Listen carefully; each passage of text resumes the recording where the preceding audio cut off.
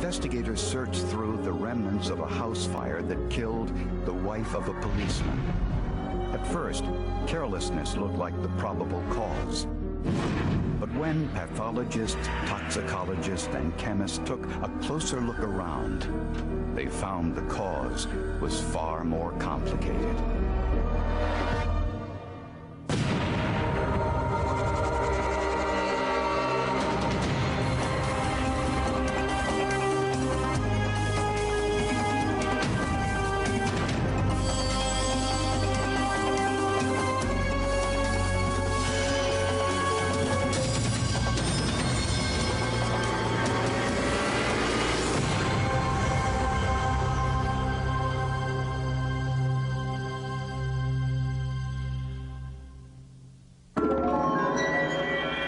On a cold February morning in Green Bay, Wisconsin, Lola Cater drove to her daughter's home and discovered there'd been some sort of accident. It was just totally black, just totally full of soot. I couldn't find Sandy, and I ran all over that house calling for her. And then I saw that she was on the couch. She was totally burned. Sandy Maloney was just 40 years old. It hurt. I was shocked. I didn't really, didn't at first register that Sandy was dead. I walked in the room and my dad just started crying, and I kind of assumed what happened. And then he just told me there was a fire at the house and they found someone inside and they think it's my mom. Sandy lived alone since she was separated from her husband.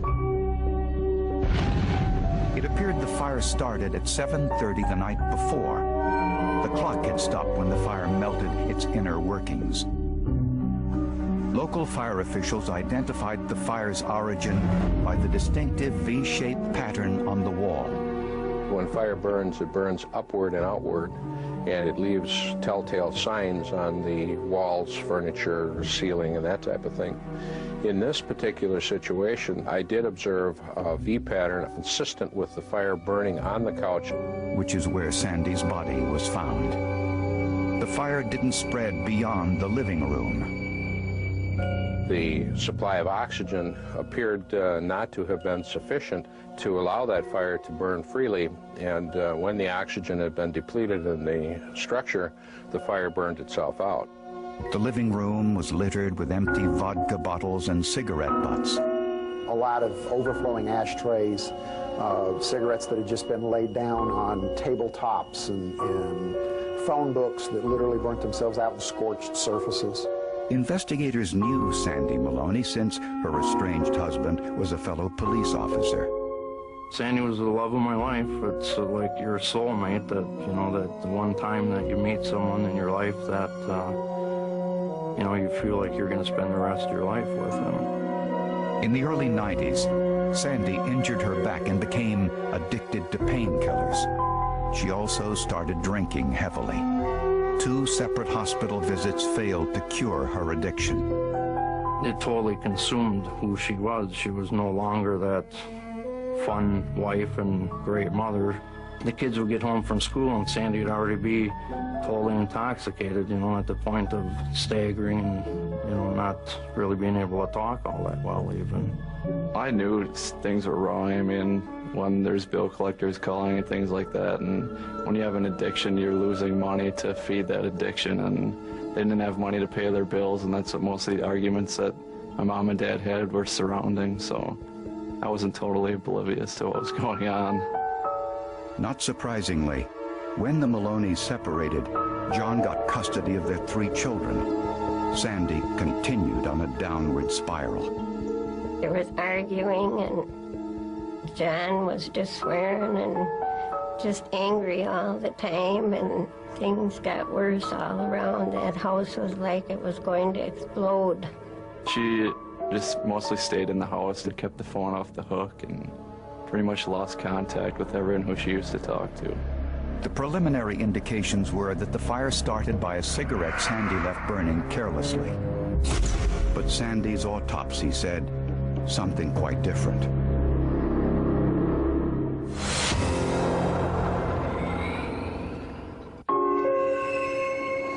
find out for certain what killed Sandy Maloney, her body was sent to the medical examiner for an autopsy.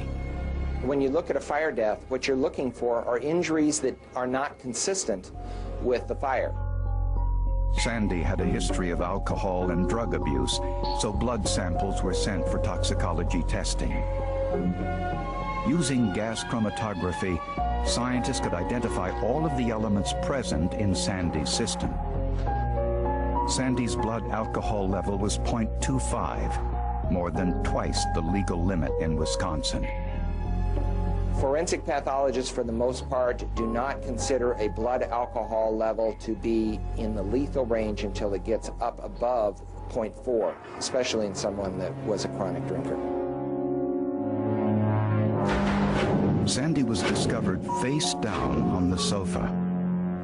That's not a common scenario for someone that is just intoxicated. They would tend to collapse, and even though they are intoxicated, the lower brainstem functions, if you will sort of make their face move to the side so they can get some air. She was face down into that pillow. And there was something else suspicious. The carbon monoxide levels in her blood were only 8%. When a person dies as a result of a fire, their carbon monoxide levels are usually up 70% or higher. So the carbon monoxide levels of Sandra Maloney at the time of death were consistent with her being dead prior to the fire. And the medical examiner found even more evidence to support this view. You would expect the entire trachea to have a black lining of soot, all the way from the upper portion of the throat, all the way down and spreading out into the two lungs. Sandy only had a very small amount of soot in her airway, much less than we would normally see. And there were bruises in the muscles around Sandy's neck and her back. This would be very consistent with someone being on top of her, maybe a knee, maybe arms, as she's being held down into the cushion of the couch and strangled. They also found a vertical, not horizontal, gash on the back of Sandy's head.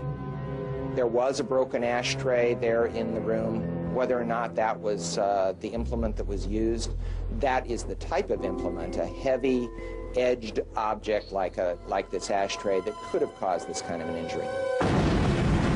Sandy was found on the sofa without a blouse.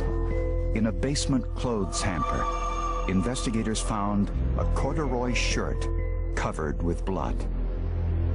Somebody apparently attempted to have that concealed under some other clothing, but the bleeding on that corduroy shirt was consistent with where her head injury was on her body, and that raised a lot of red flags. Given the totality of the evidence that we had in this case, it was obvious that this was definitely a homicide. This was death at the hands of another.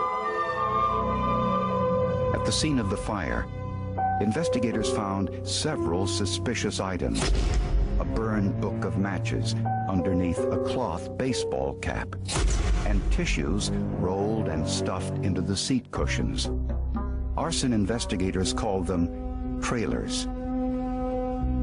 These trailers that I saw on the couch and in front of the couch indicated to me that whoever committed this crime had some, at least fundamental knowledge of fire and how fire burned, and what methods to use to carry fire from one place to another. Now, with evidence of a homicide and arson, Sandy's estranged husband John became the prime suspect. But he had an alibi. He was at home with his girlfriend on the night of the fire. My kids were with me the whole night, and Tracy Hillenbrand was there. We just thought maybe randomly something happened.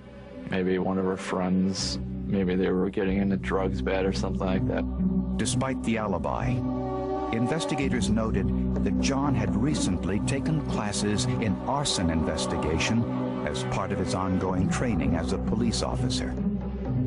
I can tell you absolutely that I did not have anything to do with Sandy's death. I did not kill Sandy.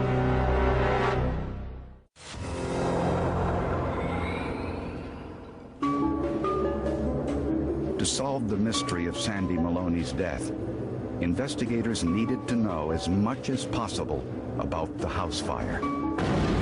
The The evidence clearly showed it started in the living room. The burn patterns on the floor in front of the couch at the area of deep charring and back away toward the center of the room, that pattern was very reminiscent of a liquid type of accelerant being poured on the floor. It was a very irregular, elongated pattern. Debris from the couch area was collected in an airtight can and sent to the Wisconsin State Crime Lab for testing. At the lab, scientists placed an activated charcoal strip inside to collect gases from the debris. Later, it was washed in a sterile solution and analyzed. A gas chromatograph, which is a piece of equipment that can actually look for the individual components inside gasoline, kerosene, etc. And they get basically a tracing, right?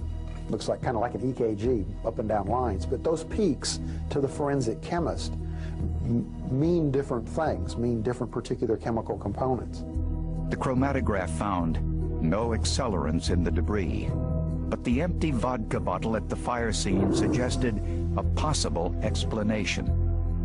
It would not be unusual for vodka to have been used as an accelerant and then have the lab results come back negative because the vodka either burned up as a result of the fire or dissipated after the fire. There was one piece of evidence that suggested Sandy must have known the person who started the fire. There were no signs of forced entry, and all of the doors were locked. One key to the door was found on Sandra Maloney's keychain laying on the cupboard in the kitchen. A second key had been given to John Maloney years before when the door was installed and never returned. And there were only two keys to that door. So immediately that brought John Maloney into the forefront as a suspect. Sandy's estranged husband denied this. Her mother and I are not the only ones that had a key to the house. There was a key that the kids had access to. Her friends had duplicate keys. So when I moved out of the house, the locks were changed, so I didn't have keys. I had at one point had a key to an outside storm door lock. That would be the only thing that I would have a key to. And investigators found evidence of motive. John had agreed to pay Sandy $450 a month in alimony, plus half his assets and pension in a divorce settlement. Police now realized that John's girlfriend, Tracy Hellenbrand, may have had a financial motive as well. There was some thought that they both knew about the homicide or maybe both participated. So she was somebody that had some hostility towards Sandy Maloney and needed to be looked at. Tracy said she was at home with John on the night of the murder, but investigators added some pressure, telling her she could be charged as an accessory to the crime. So she changed her story. She now said she was taking a nap and didn't know where John was at the time of the fire. She also said John was behaving suspiciously later that night. His girlfriend Tracy did point out some nervous behavior, some shaking when he was back at the residence, and also some smell of smoke on his person. Tracy agreed to help police by wearing a hidden microphone while she questioned John about the incident. But during those conversations, John denied any involvement. It wasn't until several months later, while on vacation in Las Vegas, that the conversations became more interesting.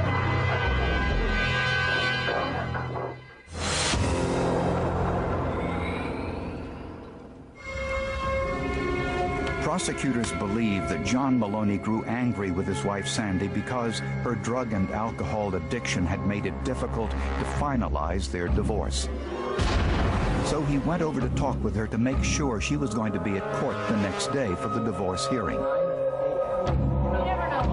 The evidence suggests the two argued, and Sandy suffered a serious head injury, either intentionally or by accident. At some point, he strangled her to death. John removed her bloody shirt and hid it in the hamper. To cover his tracks, John decided to set fire to the house and make it look like an accidental fire. He inserted tissues in the sofa cushions to make sure it ignited, and he may have used vodka as an accelerant.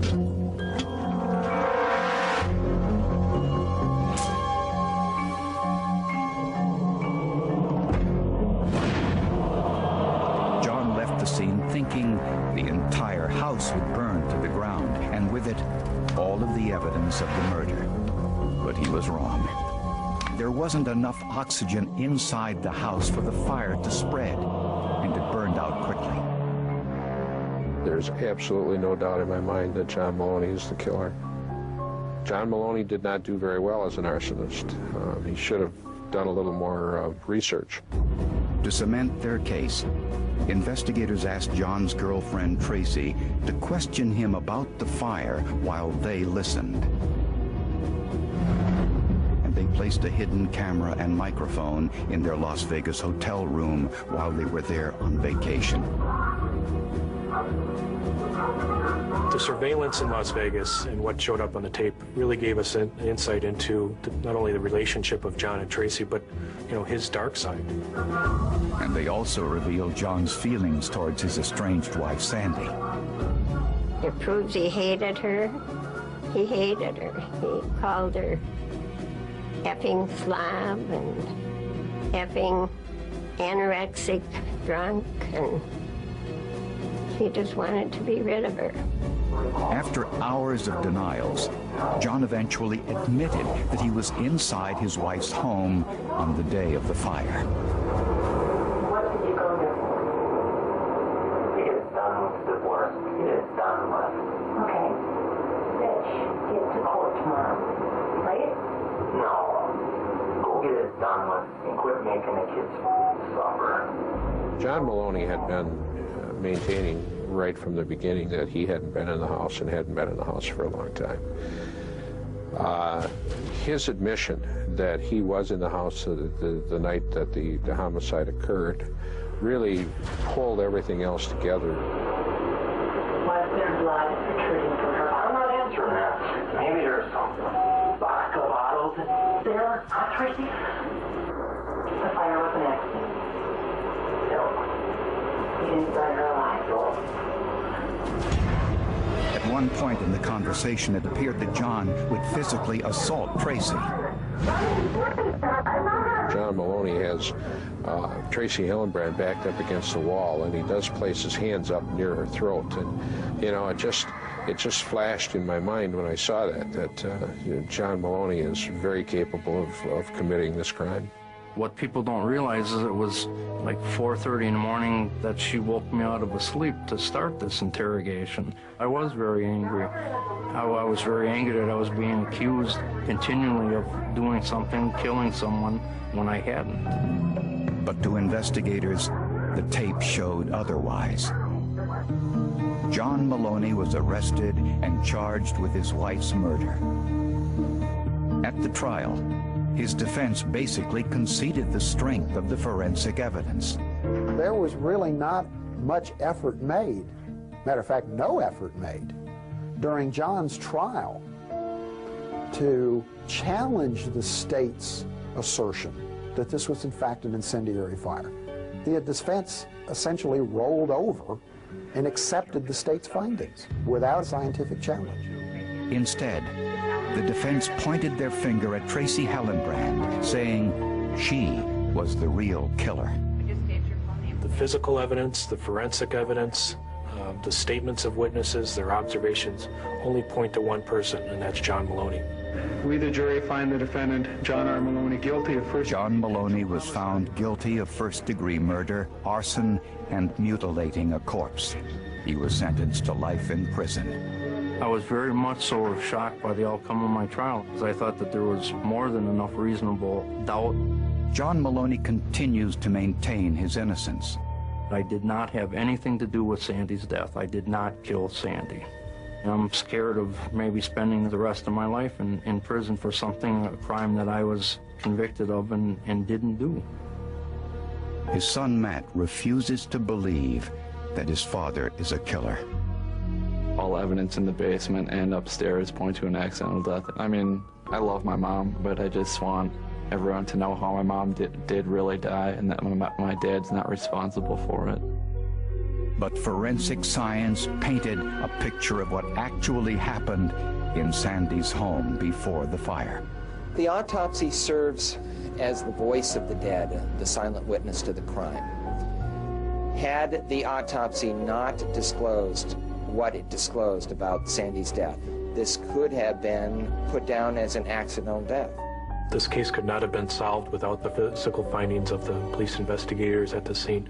And without forensic evidence, we might have a killer still on the loose. All of these forensic evidences are so important. And we were just overwhelmed with the good job that the prosecution had done. I think he's a cold-blooded killer, and high school sweetheart or not, he committed this crime. The evidence was there. He did it, and he got caught, and now he's paying for it.